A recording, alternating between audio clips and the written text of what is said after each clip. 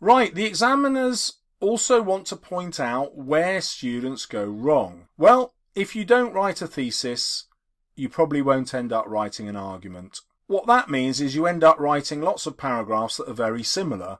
They're all about the same point, but using different quotations, but they don't really develop into an argument, so you're not getting any extra marks. So if I could paraphrase that, each paragraph just says, yeah, here is another example of ambition, if the question's on ambition, and here's another, and oh look, another, and so on. And the examiner says, well, yeah, well, so what? The other thing that students fail to do is look for changes. So either how an idea or a theme or a character changes. And remember my top tip, by writing about the ending, you will always be writing about changes, and so the top marks will always become available to you. Now the next point is really interesting because you've probably done a lot of exercises like exploding the quotation or finding lots and lots of ways of looking at individual quotation, doing loads of language analysis, and the examiners say, actually, we're not really convinced that's a good idea in this exam. And so what they say is, yes, do some language analysis, but don't make that the main thing in your essay. What you want to do is talk about everything that the writer has done deliberately. The writer is always making choices about what characters do and don't do, and what they show you about a character and what they don't show you. Lots of decisions about structure, and the examiners find that this leads to more sophisticated answers than just writing about quotations. So here are some examples for you. Why does Christmas Carol end with Tiny Tim's words and Scrooge becoming a second father to Tiny Tim? Thinking about that will probably be relevant to every essay that you get. You know, even an essay on the ghosts will still involve Tiny Tim, because the Ghost of Christmas Present and the Ghost of Christmas Yet to Come both influence Scrooge by referring to Tiny Tim. If you're studying Jekyll and Hyde, well, the ending of Jekyll and Hyde involves Utterson inheriting all of Jekyll's will. So there's some really sophisticated ideas you might come up with as to why that happens. It certainly helps explain why Utterson doesn't take any of his suspicions to the police, and he actually covers up for Jekyll, who is, as far as Utterson knows, hiding the murderer Hyde. So Utterson quite happy to pervert the course of justice, even though he's a lawyer, and in the end he gets all of Jekyll's wealth. That's a bit corrupt, isn't it? If you're studying Macbeth, at the end of the play, he actually goes out looking for the man the witches have told him will kill him. Where is he? He keeps saying. He actually goes to find the person who's going to kill him. Well, that's a really interesting way for Macbeth to end. It suggests he's actually looking forward to death. Then you might explore why, what's Shakespeare getting at here, and you'll have a really sophisticated answer. Or you might be studying Romeo and Juliet, and towards the end of that play, the friar has an opportunity to stop Juliet killing herself. She wakes to find Romeo dead and wants to commit suicide, and who's there but the friar to say, don't think that's a very good idea. But then Shakespeare makes him run away, and Juliet does kill herself. Well, why does he do that? You know, Shakespeare didn't have to put the friar there in the first place. He could have arrived too late, but he doesn't. He makes sure the friar has a choice and makes the wrong choice. Why is that important to Shakespeare? So the point of this illustration is to show you that there's been no quotation analysis in any of these ideas, but each of these ideas will take you to grade 7, 8 and 9 in your essay about the respective texts. So a really useful revision skill for you is to write down a series of ideas like this about your text and then try and incorporate them into some practice essays.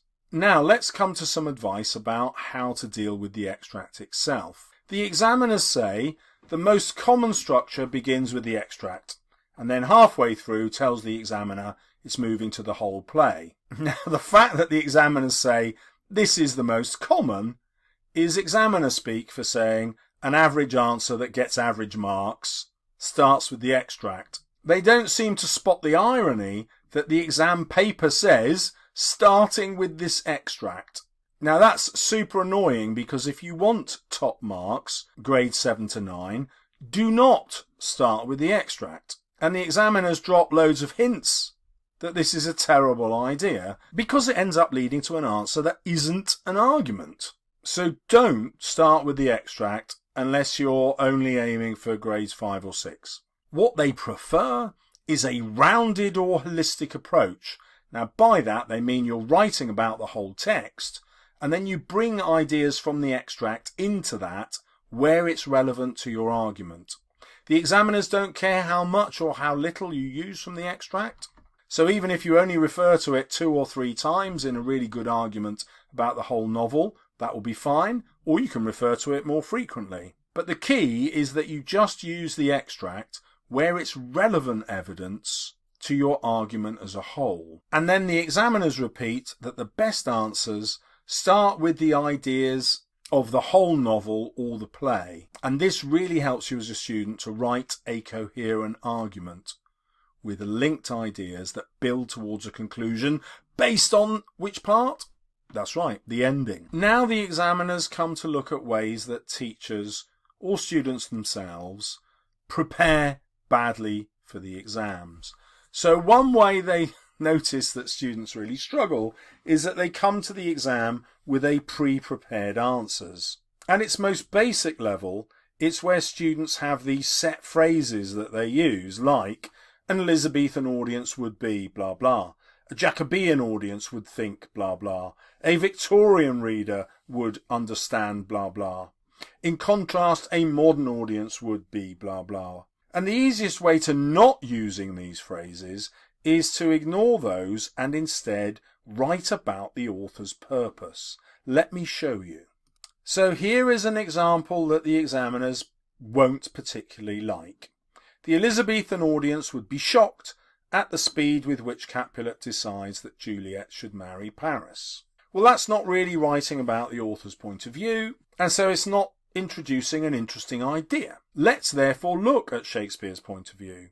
Shakespeare uses the arranged marriage of Juliet to Paris to provide what, in his time, would be considered a perfect husband, being titled, wealthy, and desirably youthful and attractive. Perhaps the haste of this arrangement questions the whole idea of an arranged marriage. It is both perfect and repulsive at the same time. Now, you don't have to be studying Romeo and Juliet here.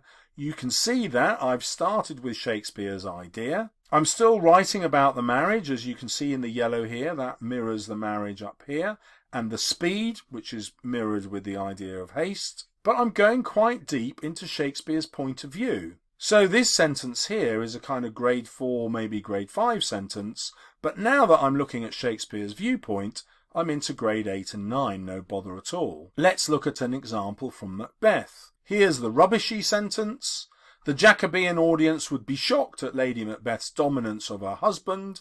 Yeah, great vocabulary, but where's Shakespeare's idea? It's not there. Let's see how I do it here then.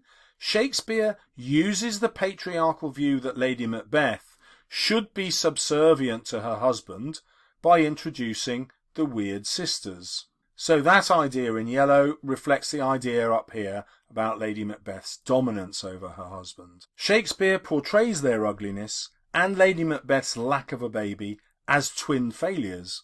This also implies that women who are excluded from power are forced into evil manipulation if they want to have any identity. He might sympathise with their desire to break out of society's narrow roles. Now again, it's not important for you to follow all of that, but it is important for you to see that I'm desperately trying to explore Shakespeare's ideas that all come from showing how she bosses her husband about. And I've managed to link that here to the way the weird sisters also try to boss Macbeth about. And I'm just asking myself, well, why does Shakespeare do that? What's he trying to say? Maybe he's trying to say that women need to be able to break out from the roles society gives them because those roles have got no power. Okay, you don't have to agree with any of that. You just have to see how to delve into Shakespeare's purpose. Here are some more reasons the examiners don't like pre-prepared answers. So they notice that lots of students write an essay for revision, maybe they've got one from their teacher that they memorise, and then they reproduce it in the exam, even if that's not the question. So the next bit of advice is always adapt your essays to the question. For example, if the essay is about ambition and Lady Macbeth, don't write the essay that you've prepared, which was about ambition and Macbeth. Or if you're doing Romeo and Juliet, and the question is about male relationships in Romeo and Juliet, don't write the essay you prepared on the relationship between Romeo and Juliet and their parents. In both cases, the essays will only be half relevant. This also gives us an obvious solution when you're writing essays for your revision. If you always write your essays around the themes, they will be super easy to adapt to any question. If you write them around the characters, they won't be as easy to adapt because the wrong character might be asked in the exam. But your themes will be relevant to every character. So if you are going to pre-prepare answers, write them on the themes. The examiners know that your teachers will prefer you to write about quotations instead of references. You know, we teachers always have this idea in our heads that if you're using a quotation, you show that you know the text really well. If you only use a reference, then you're not really showing the same level of knowledge. But the examiners are much more sensible than we are, and they say, no, think again. When you write about references, you're forced to write about the author's ideas. When you write about quotations, you can often get distracted and write about vague effects on the reader. And they give a really good example. So in the 2019 exam, now I'm not going to tell you what the question was because you might not have done this in your mock yet, but the Christmas Carol question was a question that probably most students hadn't prepared in their revision. It wasn't an obvious question, okay? But one of the effects of that was really interesting, and it was that students didn't have loads of quotations they could bring to answer the question. And instead, they ended up writing references as to what Dickens did in the novel, you know, why particular events happened where they did. And suddenly these students were getting really good marks. And the examiners are all excited. They're saying, oh, at last, proof that actually writing about quotations isn't the best way. Yes, you need some language analysis in there, obviously, but actually writing about why things happen where they happen, this structural approach, actually gets students higher marks because they're writing about the author's purpose. And that's what they found here. They were able to write about Dickens' purpose much more fluently than in previous years when they were just writing about quotations. The other problem with quotations is that language analysis often ends up in technique spotting. You know, this is a simile, this is a metaphor, this is personification, and then the students don't actually look at why the author is doing that. They don't look at the author's purpose properly. And can I just say, the examiners really hate technique spotting, and yet teachers chuck in loads of technique spotting. Why do teachers do that? Well, it's because of these words that are in the mark scheme, subject terminology. And so it's understandable that teachers would think that simile, personification, alliteration, sibilance, all these words are going to score students marks. And the examiners say, well, no teachers, you're wrong. You only really get the marks for that if the subject terminology is useful. But instead what happens is loads of students just spot the techniques and name them, and then forget to write the stuff that will get them the marks. The other problem is, and this drives teachers nuts all the time, is that students get the wrong names for the techniques. And so actually, the examiners say they're often or even usually wrong. And that obviously creates a really bad impression and your mark goes down. But even worse than that, even when you get the techniques right, students tend to forget how this helps the author control our thoughts or reactions. We don't write about the author's ideas about society. We're busy writing about their idea about the simile or the metaphor. And so we forget to write an argument and we don't get the grade. Now, another problem with subject terminology the examiners have noticed is not only are students being trained to spot techniques, they're often being trained to spot really obscure techniques. Now, I'm not going to list the kinds of words that your teachers might be teaching you, because many of you will look at those words and think, oh, I've got to use them. And the whole point of this is to say you don't. The examiners point out that having this obscure subject terminology almost never works because most students get it wrong. Sometimes teachers even teach terminology that the examiner hasn't ever heard of. I've had this happen to me quite a lot when students post answers to me and they're using terminology which is just bizarre. Now, the examiners are really clear that spotting techniques that an author is using gets you no more marks above a grade 2. So yeah, it can help if you're writing about similes and metaphors and what have you, up to a grade 2. But they point out that this phrase, Dickens uses the simile, could be in a grade 3 answer or a grade 9 answer. It's not a sign of brilliance. It's the ideas that you discuss after it that's going to determine whether you've moved from a grade 3 up above, even up to a grade 9. It's not spotting it's a simile. Spotting it's a simile will nail your grade 2. Other than that, it's not doing anything for you. So the moral is, name the technique if you know it, but that's not going to get the marks. What you really need to do is explain how this influences our understanding of one of the writer's ideas. The examiner says students keep chucking in context, but it's not used to answer the question, so it just gets in the way. Another way of saying that is, if your context isn't being used to build your argument, it's wrong. Let's imagine the question is, starting with this speech, explain how far you think Shakespeare presents Lady Macbeth as a powerful woman. Well, the examiners say, look, when we write our question, it's already got context built in. So when you look at that question and you think, okay, what am I going to say we mean by a powerful woman? Well, that's obviously a powerful woman at the time. That's going to give me context. When you answer this question, in what ways does Shakespeare present something?